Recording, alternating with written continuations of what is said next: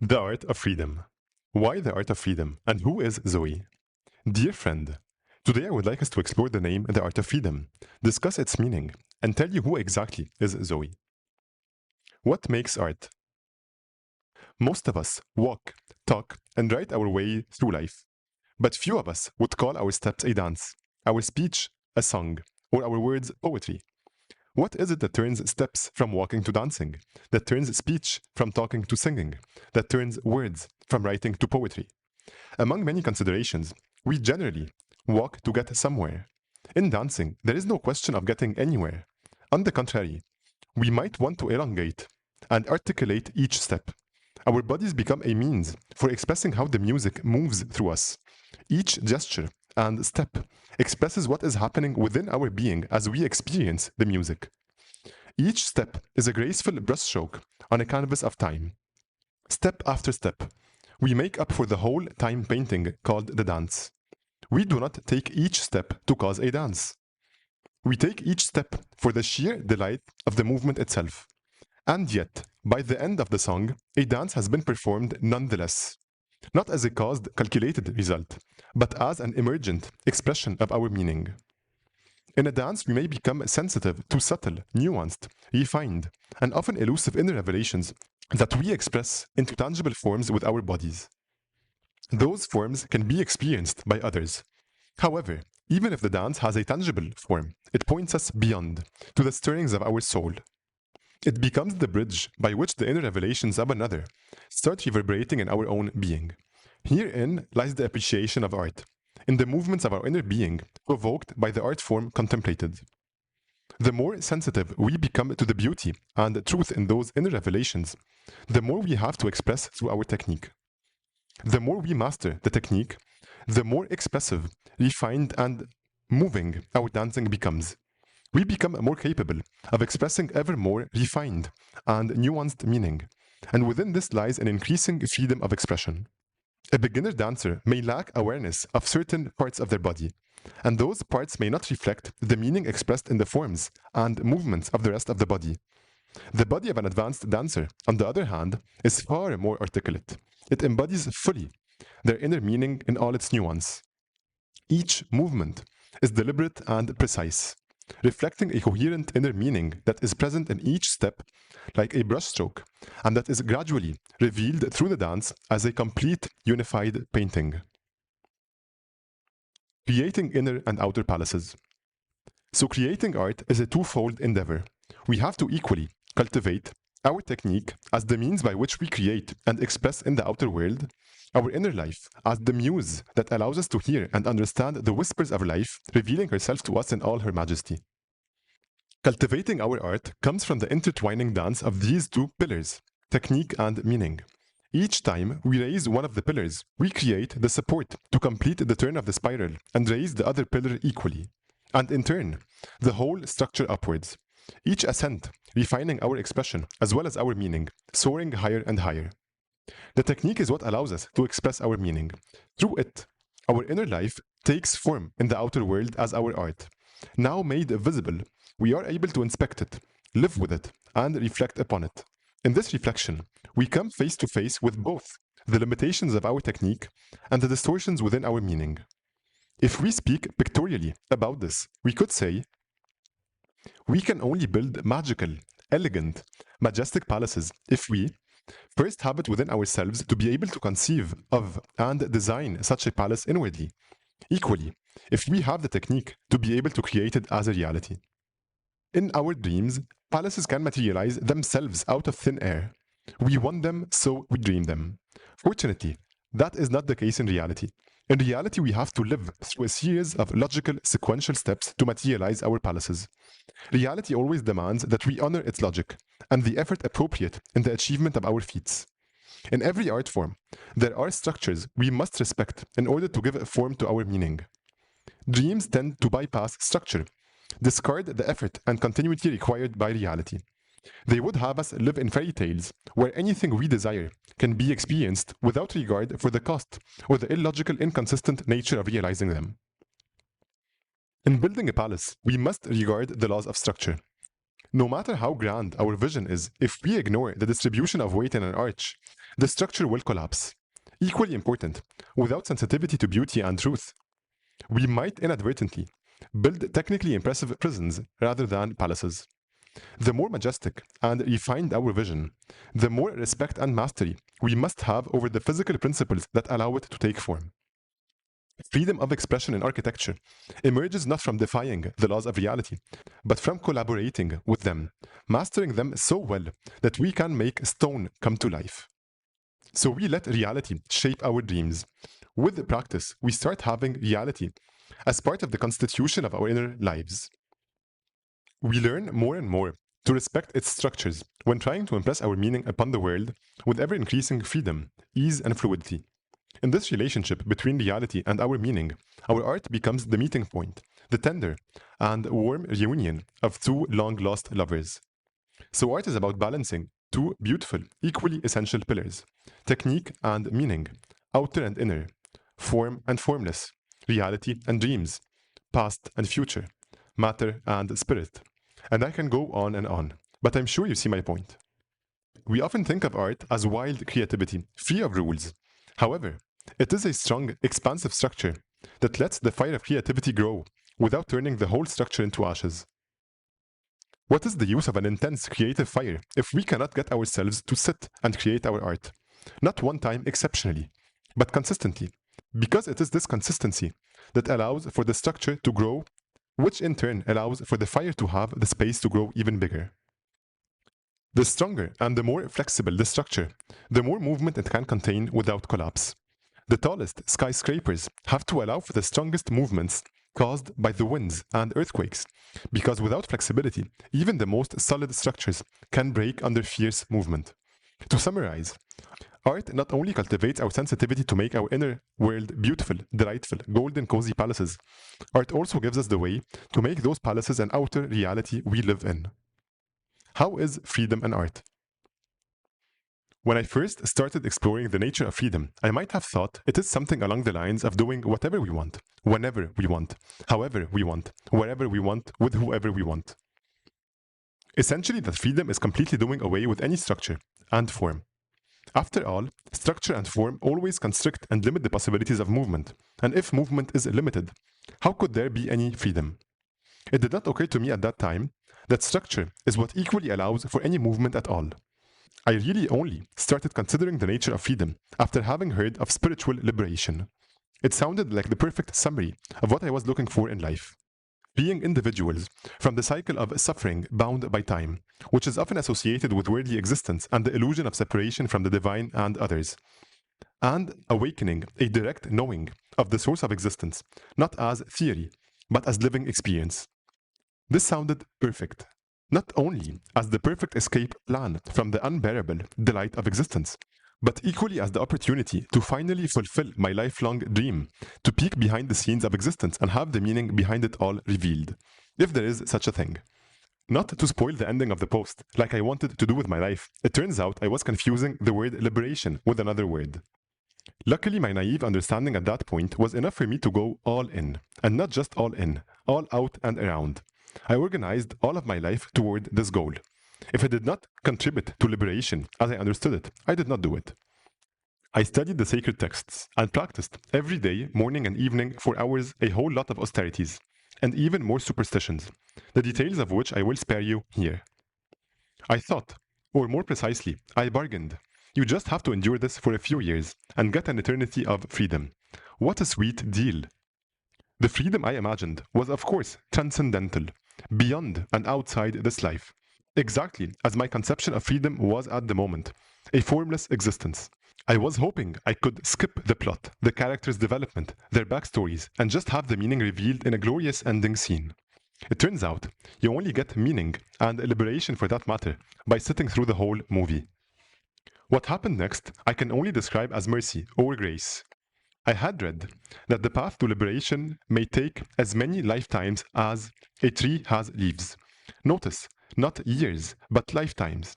I thought with extreme dedication and commitment, and perhaps a bit of luck, I can bargain it down to just one life. So I was naturally ready to spend the rest of my life pursuing this. Luckily, or perhaps due to a divine oversight, the petals of a flower were counted in years, instead of the leaves of a tree in lifetimes, and I got what I was seeking. To my surprise, probably not to yours, it was not a liberation in any real meaning of the word. It was, however, a seed of understanding and freedom. Taking flight. If I speak symbolically about what happened, I could use the following predicament from earlier in my life, starting my skydiving journey. In the week after my first skydive, I witnessed the death of one of the skydivers during a high-speed landing not properly executed that led to an impact. I was in the same predicament all over again. Do I prefer to stay safely on the ground, free from impact, but also free from flying? Or do I prefer the sky, free to fall, but also free to fly? What would you choose, flying or safety? Where I went, so to speak, nothing could happen to me. And that was exactly the point. Nothing could happen. I was free from heartache, but equally free from love. I was free from suffering, but equally free from the delight of meaning, discernment, wisdom, and understanding. I was free from pain and disease, but equally free from a body to dance. I could hover over any experience I could imagine, but never truly land in it. No real experiencing, no involvement, no participation, no skin in the game. Before my first skydive, I had to go through rigorous ground training and practicing security procedures that would make flying as safe as possible, though never entirely without risk. My first skydive was the most raw, overwhelming terror I had ever felt. It was so overwhelming, to the point of blanking out the whole experience. I could not remember myself or anything that had happened in my life prior to that moment. I remember thinking, what did I just get myself into? And why would I ever do this again to myself? Had I not bought my full involvement by paying for the full course upfront, I might have tried to free myself from having to do it again. But now I had money in the game. During the first jumps, there was no flying. I could barely move my body in any coordinated manner to call what was happening flying. I was just falling and tumbling from a plane. The more we practice on the ground and in the air, the better we become at involving ourselves safely and skillfully. Over time, we begin flying rather than falling, and the fear we feel in each jump subsides gradually. During the skydive, we feel and revel in all of the sensations of flying. After the jump, we often reflect by watching the video to debrief and understand what we can do better the next time, and we repeat this over and over. The more skillful I became, the more I started flying only for the sheer delight of flying, no longer to follow up on a contractual commitment, not to get anything out of the situation later on, whether in this life or in another transcendent reality. Flying became my first taste of a truly free act. No ulterior motives, no bargains, just flying for flying itself. In those moments, it is very important to remember a saying often repeated. Complacency is a skydiver's worst enemy. Not lack of skill, but complacency. In fact, skydiving accidents involve more often experienced skydivers than beginners, because they grow too comfortable, breaking the very rules that keep them safe and that a beginner would still respect. Another equally important reminder is that a skydiving accident is rarely a single oversight. They are the result of a chain of small oversights, each one insignificant on its own, but together forming a path to collapse. So the more skillful and advanced one becomes, the more essential it is to continue honoring the fundamentals alongside the advanced moves. The more a skydiving career progresses, the freer one becomes, but also the greater the potential for hurting oneself. It is easy to imagine how skydiving could become a sheer delight. It might take a stretch of the imagination to regard all of life, with its ups and downs, in the same light. Can you imagine that? This was a turning point. I could either stay safe where I was, or I could choose to go back, with no guarantees of safety. However, with endless possibilities for flight and delight. I had practiced those austerities as a way out of life. Now I had a choice. I could either redeem them as the ground exercises I had to practice for flying safely, or stay on the ground. This structure became my way in, within, and through life. I did not stop most of my practices. Instead, I started doing them freely, with meaning instead of as a bargain. Just as we saw with dancing, each practice in itself became a meaningful brushstroke, and, equally, contributed to a time painting called flight, or life, not as a caused, calculated result, but as an emergent expression of meaning. Those practices allowed me to go from carrying my body around life, so to speak, sometimes as a burden, at best with indifference, to feeling the immense privilege of being in this body. It became coordinated, balanced, strong, and flexible. Even when it falls sick, it eventually recovers or adapts. My mind went from being a source of confusion, noise, anxiety, to gradually becoming a source of clarity, expansiveness, discernment, reason, and peace. This allowed even greater appreciation for the privilege of study and creation. I could now sit for hours with focus and create and contemplate the questions I so dearly wanted to study. I also learned to confront my emotions and sit with them. I had to learn that there is nowhere to escape them when one is sitting still in a meditation for hours at a time. This allowed me to gradually develop a certain sweetness of feeling, the inner warm knowing that all is well, this too shall pass. Whether pleasant or unpleasant, any emotion will pass, just like all the rest of emotions that arose and passed during all of those meditations. Through the ascetic practices, we learn about the power of choice. We learn to walk away from misplaced value. There is no freedom if we are compelled to do the things we do. We have to learn to say no, even to the things we value the most, if they could be regarded as not beneficial to either ourselves in the future or to others now or in the future. So implied in freedom is equally important our capacity for restraint, because the capacity for restraint is what makes a choice possible at all. If we cannot say no and are compelled to do something, then there is really no question of choice nor freedom. So in freedom, there is a choice, but not only a choice made in full consciousness.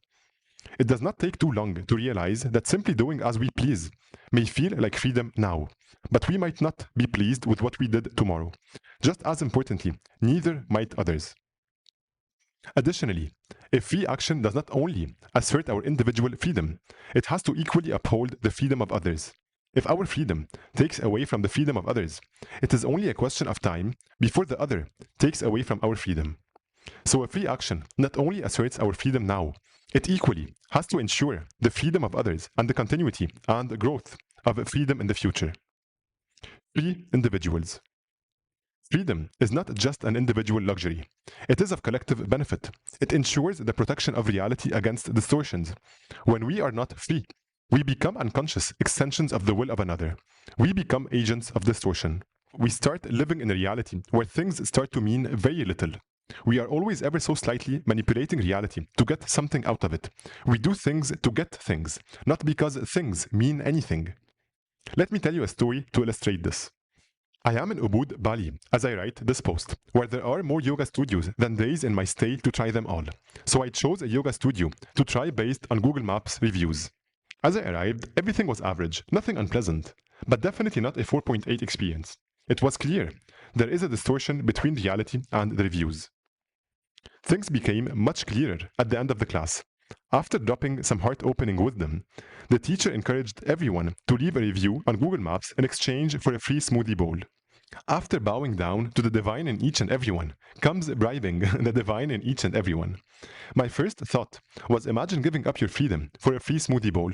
Then I naturally thought, I will only do it if they have mango smoothie bowls.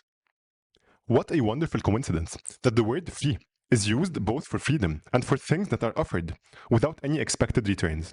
It seems obvious conceptually, but it is very hard to experience practically. Expecting a smoothie bowl in exchange for our voice, or like I did, liberation in exchange for meditation is not freedom. It is a transaction. It does not involve money. It involves us. In such a reality, we hear and read words. However, we never really know if the person is saying what they truly mean, or if they're just trying to squeeze a smoothie bowl out of the situation. If we can distort reality to such an extent with one smoothie bowl, imagine what we can do with 2 smoothie bowls, or even a salary. No need to imagine. We can just ask the engineers at Volkswagen, or the yoga instructor probably doing as her manager asked. The capstone. Zoe. To put it all together, freedom of expression in art comes from the pursuit of mastery, of both technique and meaning. It does not come from simply freeing ourselves from the responsibility of our art. So it is in our personal lives. Freedom comes from an increased understanding and mastery of the ways of nature, as well as a conscious, self-directed effort to birth meaning in our inner being. In the same way that the result of the balancing of technique and meaning results in our art, The same balancing in our lives is what gives birth to the being I here call Zoe. She is the radiant princess of their union, dancing on the capstone of their existence.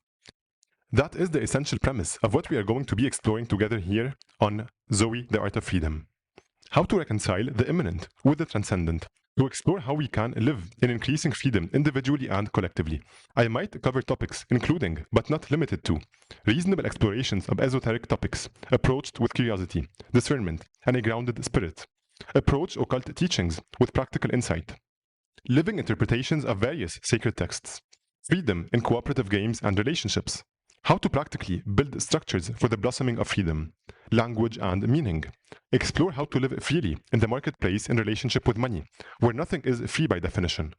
Speech, gestures, and its relationship with the body. Different forms of bodily movement, and how we can gain a deeper experiential understanding of our existence through our physical bodies. May you turn your steps into a dance, your speech into songs, and your words into poetry. After those formalities, let's get real. Like, comment, and share this post to get a free mango smoothie bowl with extra peanut butter, and the printed version of this article to read it again more carefully. Thank you for listening.